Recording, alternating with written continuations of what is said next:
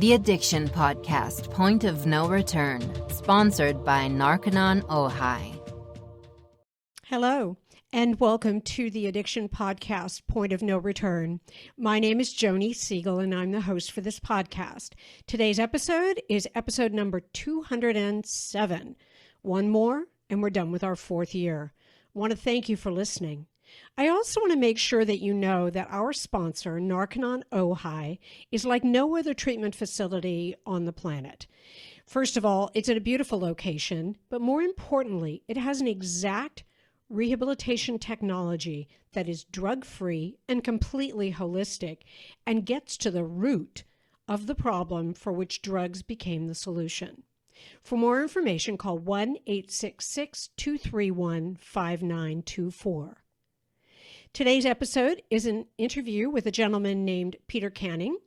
When Peter Canning started work as a paramedic on the streets of Hartford, Connecticut at 25 years of age, he believed drug users were victims only of their own character flaws.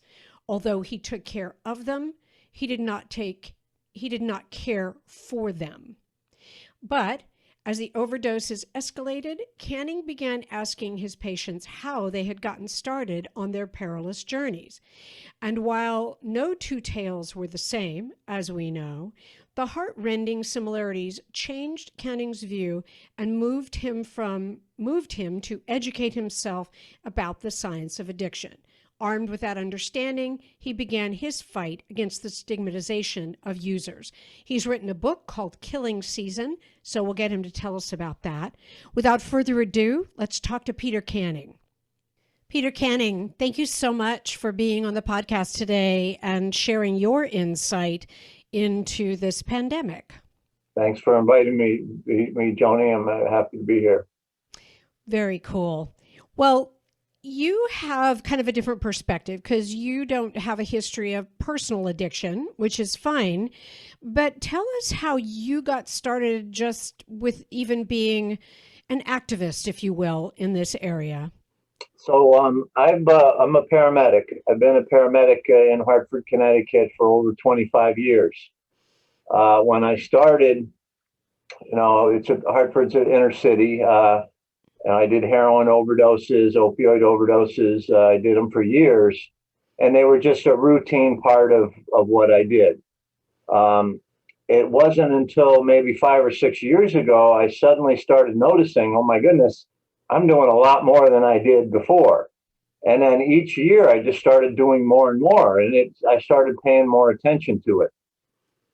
When I first began as a paramedic, it's important to understand that paramedics in our education, they don't teach us about mental health. They don't teach us about addiction. When it comes to an overdose, all they do is they teach us how to reverse it. If somebody's not breathing or is agonal breathing and their pupils are pinpoint, you give them some Narcan and hopefully that wakes them up. And then I did what I observed from other paramedics, as I would look at the person and go, what are you, a fool?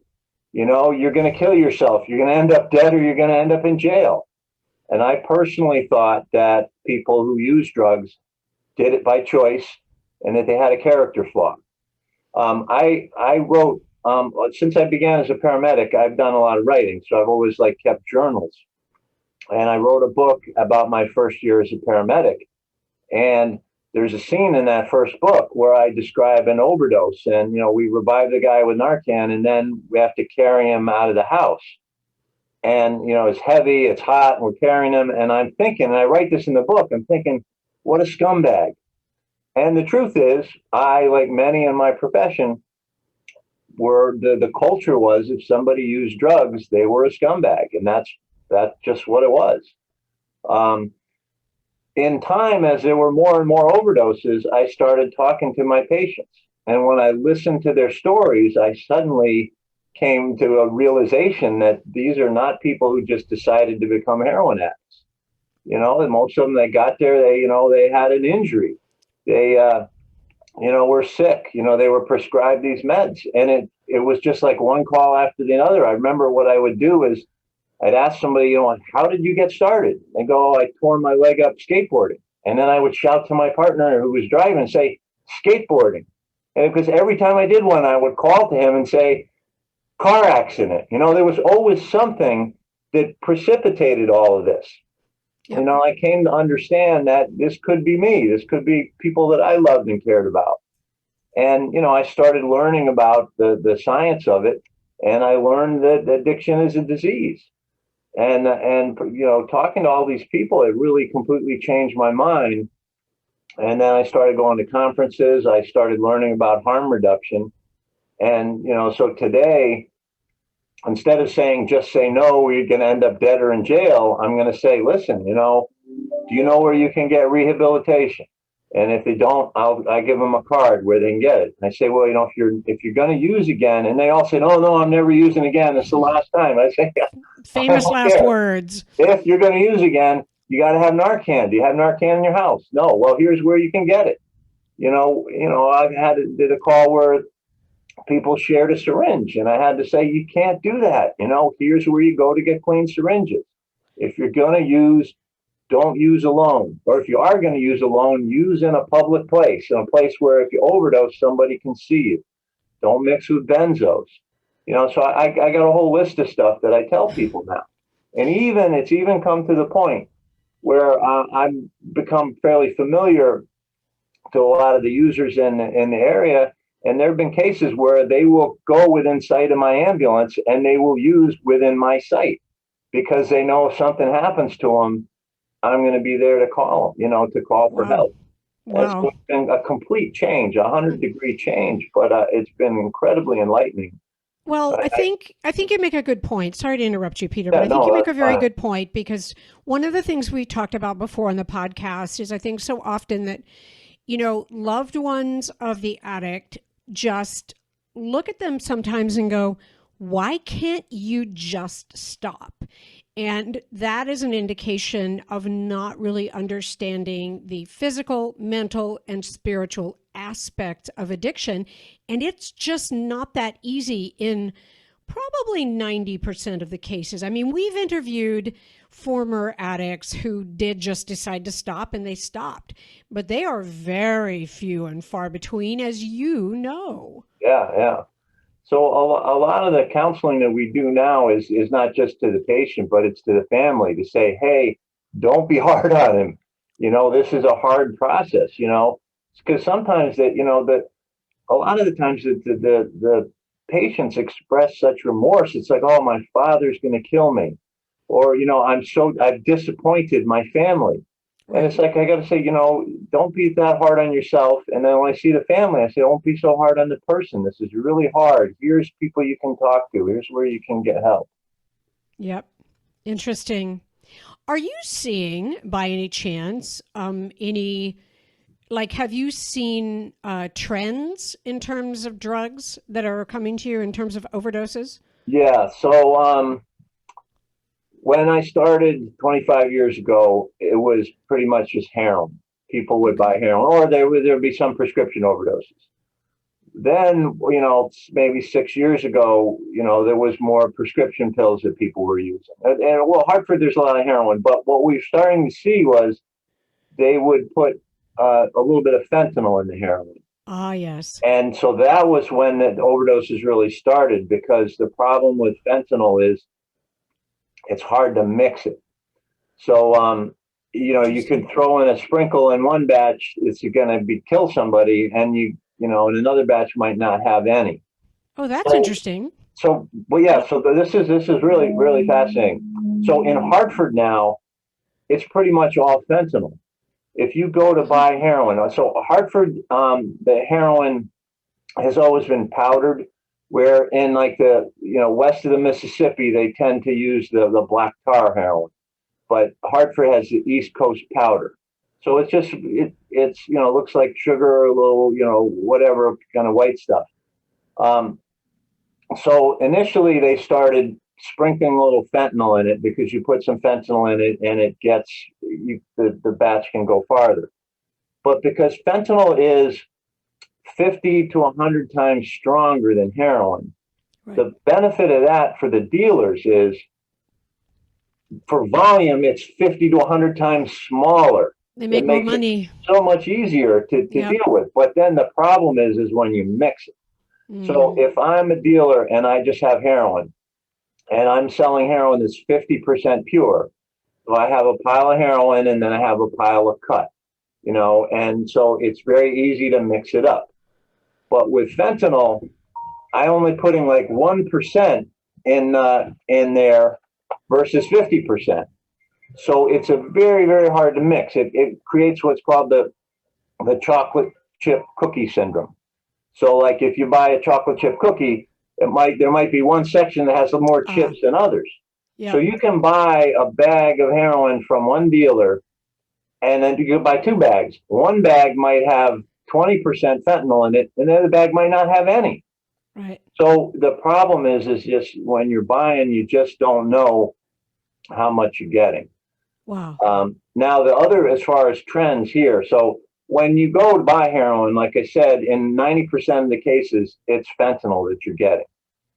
What's happening now also is, before, if you bought pills like Percocet or OxyContin, you'd be getting the actual pharmaceutical pill. But what the dealers are doing now is they're making counterfeit pills that have fentanyl in them. And you get the same thing. It's like the mixture problem. It's like one pill might have 1% fentanyl, 1% might have, one pill might have 0.1, and another might have 5. And so the same thing we're finding, like people will overdose and they'll say, I overdosed on Xanax. I don't use an opioid, but I brought them back with naloxone. Well, what happened was that Xanax was counterfeit and the active ingredient was fentanyl. So we're seeing a lot more of that happening in our area. Wow. Do you have, I've never heard about the mixing issue with fentanyl. That's kind of a new one. We have warned people, you need to be careful about the drug that you get on the street because you don't know whether it's got fentanyl in it. Well, to add to that, you don't know how much fentanyl is in it. Right. Know, which it's scary. It is. It's absolutely a big problem. Now, what I'm reading is that in the last couple of years, the overdose death rate has skyrocketed on the East Coast, where it's been largely powdered heroin. Okay. What I'm reading now is that the death rates are going higher in the West Coast as fentanyl and powdered heroin are moving west because it's economically better for the dealers to deal with fentanyl. And so you're going to see more overdoses there. One of the things that we do is we have these things called fentanyl test strips. So they can test to see if fentanyl is in their heroin. But now, because fentanyl's in everything, it doesn't have as much utility. And also, while it says there's fentanyl present, it doesn't tell you how much fentanyl is there. But it's a dangerous thing. Wow. Do you, I hope it's okay to ask you this, do you lose some of them? Do I what? Do you lose some of the overdoses that you get? Yeah. So basically, naloxone reverses it if the person is still breathing or hasn't been breathing for maybe 4 or 5 minutes. You can get them back. But in a lot of cases, we get there and the patient's too far gone. Okay. And, there's some cases where they're so far gone, they already have rigor mortis, and they have the needle in their arm. So we just call the time. There's others that may not be breathing, but because they're still limber, we try to resuscitate them. But if you reach a certain point, the Narcan's not going to help anybody. Narcan only helps you if you're either, have agonal breathing 1 or 2 times a minute, or you stop breathing in the last several minutes. So what we do, we get there, we have what's called an ambu bag, where we put it on the patient's face and we breathe for them. We squeeze a bag that puts air into them. Okay. And then we give them Narcan. And we try to give them just enough to get their breathing back. If you give them too much, if they're a chronic user, you're going to put them into withdrawal, in which case they'll vomit, they'll become very agitated and sometimes violent. But yeah, we see a lot of the death rate has been going up quite a lot, particularly this last year. We had seen a plateau a year before that, and then the death rate started back up again. Right. You are listening to the Addiction Podcast, Point of No Return. For more information on the podcast or to reach out if you have a story you would like to share with us, go to our Facebook page by the same name, or you can email us at theaddictionpodcast@yahoo.com, or go to our website, theaddictionpodcast.com, or call us at 727-314-7080. And please remember to subscribe to our podcast wherever you listen to podcasts and give us a 5-star review. For more information on our sponsor, Narconon Ojai, visit their website at narcononojai.org. That's narcononojai.org, or call 1-866-231-5924. That's 1-866-231-5924. Sometimes, the hardest thing about getting someone into recovery is getting them to agree to treatment. Bobby Newman, a certified drug counselor with 30 years experience and an over 85% success rate as an interventionist, has created a series of 12 videos that you can use right now to learn every step to get your loved one to agree to treatment. Call 1-833-918-0008 today and say the word podcast to get a 10% discount. Or go to newmaninterventions.com and type in the word podcast for a 10% discount. This service comes with a free 1-hour consultation with Bobby. Peter, what urged you, or what got you to write the book? Well, so as I said, I've always written. I wrote 2 books in my early years as a paramedic about what it was like to be a paramedic.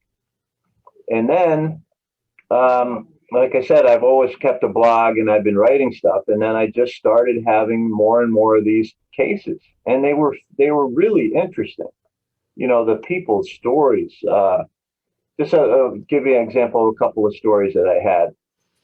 I got called for a car into a pole in front of a gas station, and I got there, and there was a young girl who was slumped in front of the steering wheel. She wasn't breathing, but I could see she had some paraphernalia in the front seat, and her eyes were pinpoint, so I knew that she had used. And she was in an area. What happens a lot, people drive into Hartford to buy the heroin, and then they're in withdrawal, so they use before they go home, and they shoot themselves up and they crash. So I gave her some Narcan, I got her back around, and then I started talking to her, and I asked the question that I always ask, like, how did you get started? You know, she goes, I hurt my back cheerleading. And then I'm looking at her and I go,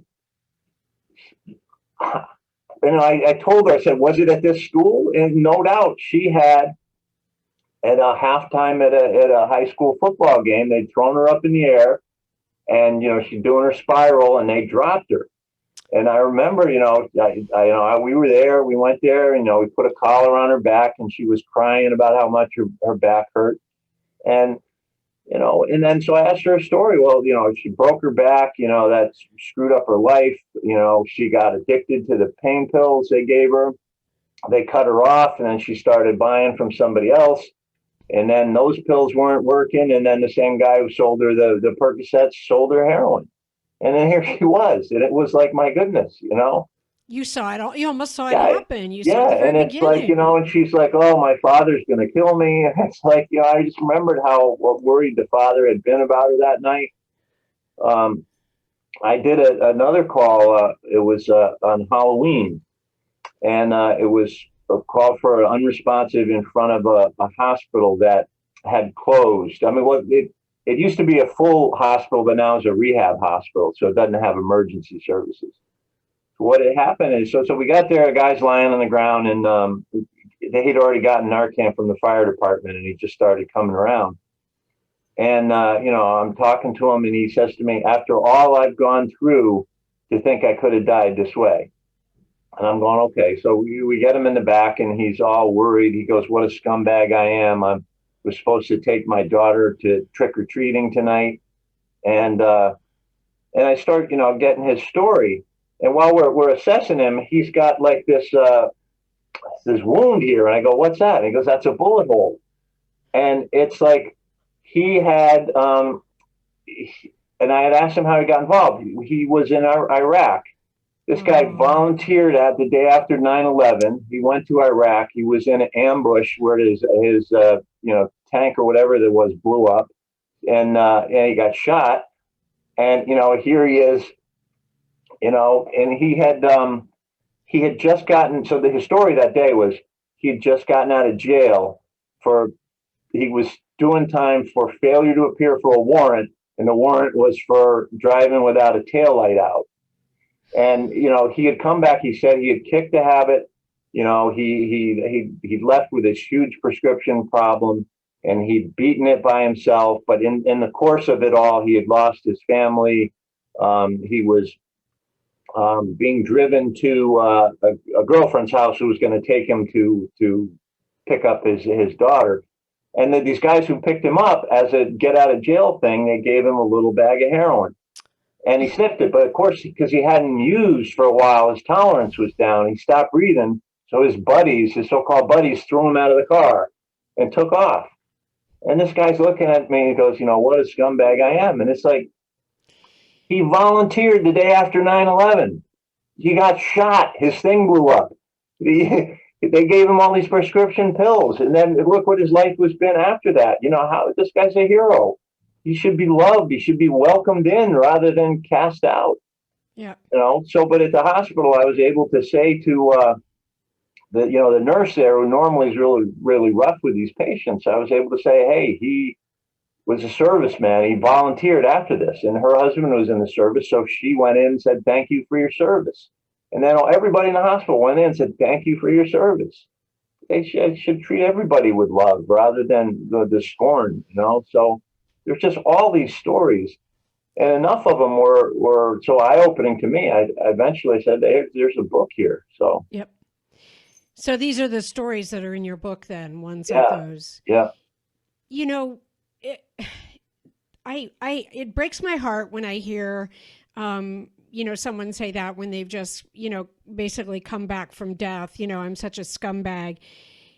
It just breaks my heart because they need, because I think sometimes when they feel that way, then they can feel like, oh, well, it's okay for me to use because I'm not worth anything. And that's it's the stigma is that is the thing. It's the stigma. And the more we can do to show that these people are our brothers and our sisters and that it could be us, then we can treat them differently. I mean, I remember there was one call, there was this young kid who had overdosed, and I brought him back and I'm talking to him and he's doing the same thing. My parents hate me. And then I started to explain to him, because I've been learning all this stuff about how the brain works. So I started explaining to him the science of addiction, and he's listening to me. And then he goes, you should talk to my parents. And it was so sad because this kid was like ostracized. And it's like he didn't have the ability to tell them, or they didn't know. Yep. I think that, you bring up some very, very good points, Peter. The whole subject of addiction is not understood. When a parent finds out that their child is addicted, there is guilt. There is no understanding of why their kid can't just stop. And I just think that there's so much education that needs to be done about the subject of addiction. So I just want to say very well done to you for writing the book. Sure. Tell our listeners the name of the book and how they can find it. Okay, the book is called Killing Season, a Paramedic's Dispatches from the Front Lines of the Opioid Epidemic. It's coming out from Johns Hopkins University Press. It can be bought on Amazon or any of the online sites. If you can go to a bookstore, the bookstore should be carrying it. It comes out April 6th, so it's not there yet, but it can be pre-ordered. I'm not sure the exact date this podcast is going up, but it might come out around the same time. We'll be sure and put a link to it when we publish the podcast. And you also have a blog. What is, for those listening, and think with the fact that we have former addicts, we probably have people who are addicted right now. We have loved ones and friends of addicts. What would your blog offer to them? Well, so I write about lots of different things. I mean, I'll write about being a paramedic. I'm writing a lot about COVID, obviously. But the stories in the blog, some of them are in the book, but then there's more stories that have come out since then. I do write a lot about the opioid patients I have, or about different initiatives that are going on that we're doing. We're trying to do a lot of education so that, paramedics and stuff can start to recognize the, stigma and recognize the science of addiction. I'll write about harm reduction types of things. So, there's definitely stuff in there that may be of interest. Okay, and how do people find your blog? So the blog is called, the address is www.medicscribe.com, and the blog is called Street Watch Notes of a Paramedic. Awesome. So it's Medic, MEDIC Scribe, SCRIBE.com. Yeah. Okay, perfect. Or you can Google my name, Peter Canning, and it should come up with that there. Perfect. Peter, if you had just one message for those listening to our podcast on this whole subject of the addiction, I don't call it an epidemic, I call it a pandemic, because I think it's way worse than COVID. Yeah. So what would that one message be if you wanted to just give one message of hope to these people? I think that people are beginning to change, that there seems to be a groundswell of support for treating this as a disease. I think the one message that I have to everyone is just love each other. Let's just welcome everybody and envelop them with love and treat them as your fellow brothers and family members, because all of us are only just a step away from disaster of one kind or another. And before I became a paramedic, I used to work in the United States Senate for Lowell Weicker, who was a moderate Republican, and he later became governor of Connecticut. And he's the kind of Republican that I wish there was more of today. But what he used to say is, the mark of a society is not how well it treats its richest citizens, but how it treats its most vulnerable. And I think that's the way that we have to go. It enriches us if we can enclose everybody and bring everybody into our community. I think you're right. Thank you so much, Peter. My pleasure. Thanks for having me. Thank you for listening to today's podcast. I thought that Peter's stories about being an emergency care giver and what he's seen in terms of overdoses and the handling, I think it's valuable. I also think he brings up a very good point that, if you're sitting there thinking that people who are addicted are just degraded and just, bad people or weak people, you really need to understand the whole subject of addiction and how, it's not only physically addicting, but some of these drugs, they're mentally addictive and they're spiritually addictive, if you will. And there needs to be more understanding and less stigmatization. That's never going to help anybody. And the other thing that he pushed was the whole idea of loving people, which I think is a very good point. But first and foremost, you have to love yourself. And so often the addict has lost sight of that, and they don't. And so that's my message of hope, is that you need to love yourself and love yourself first and foremost before you're going to be able to love other people. So thank you for listening. Be sure and check out his book called Killing Season by Peter Canning, and his blog, which is at www.medicscribe.com. We'll talk again next week. We'll have another interview. Y'all take care, get help if you need it, and do it today. I just wanted to add a little postscript to Peter Canning's interview. This interview should be up, if you're watching it or listening to it, it should be up on March 25th. And in 1 week's time, you should be able to get his book on Amazon, Killing Season. Thank you again for listening.